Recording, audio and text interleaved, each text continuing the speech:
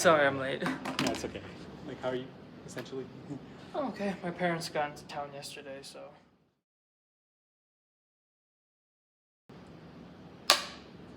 I had a few expectations about this interview, and one of them is how we celebrate our own misery.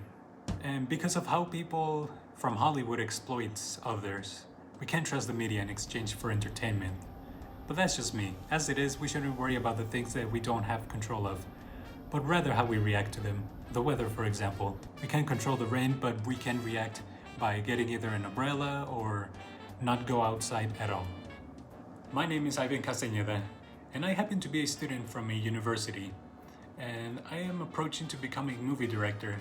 And I'd say that I'm going at my own pace, fairly. On the other hand, I feel like people younger than me seem to be more prepared than I am. Like my friend, William Bulger. My name is William Bulger. I'm a third-year student at UNM. For the longest time I said directing, but now I'm leaning more towards writing while still directing. Horror is my go-to. Anything where I can use practical effects, so also like science fiction and action as well.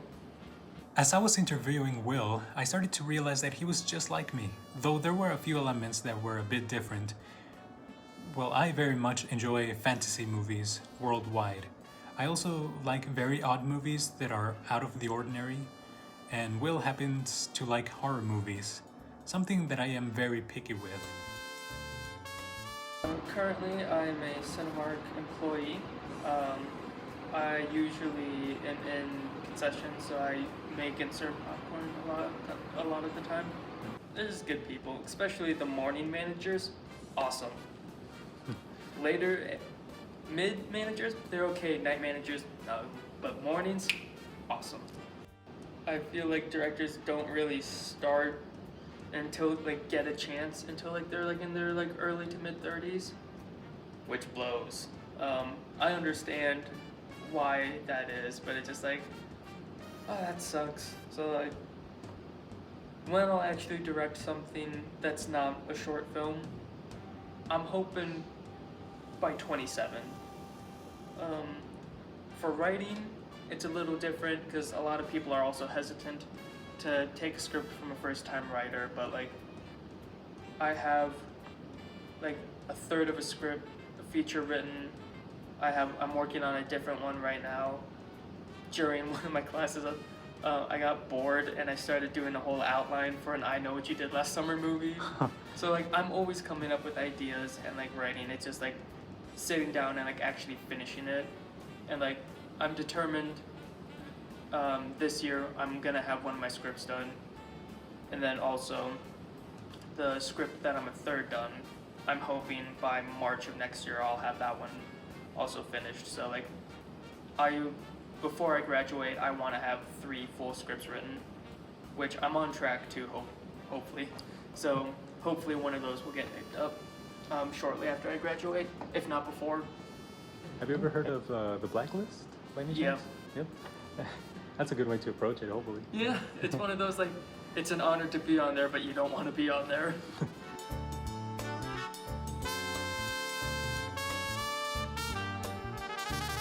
We're both sharing degrees and have made it this far for a reason.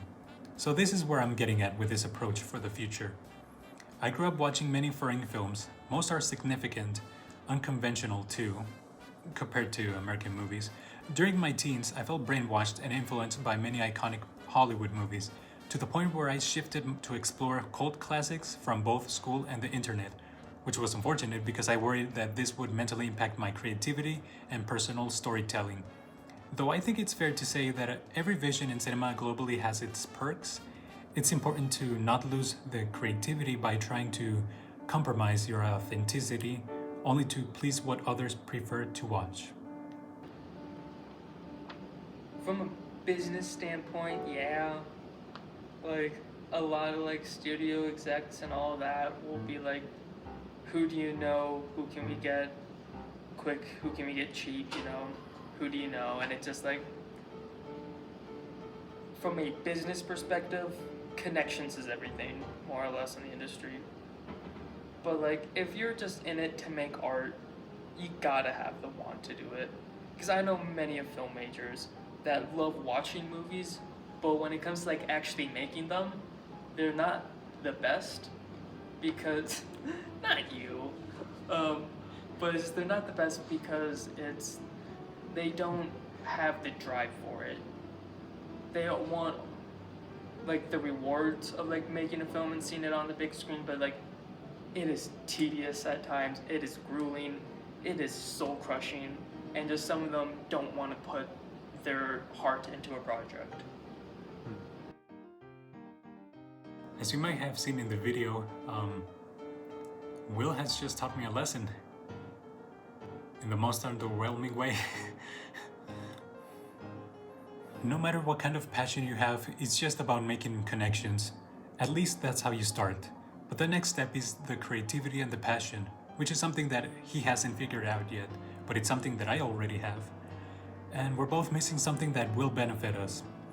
And it's something I'm not entirely worried about, even though I'm about to graduate this year. And I believe that we still have plenty of time to develop these skills, I would say. Very lousy ones. And despite that I'm currently 22, the oldest I've been so far, it's also the youngest I'll ever be to start somewhere. I'm not sure who originally said this, but I guess it's never too late to learn something new every day. I mean, I do one day want to learn French. Oui, oui.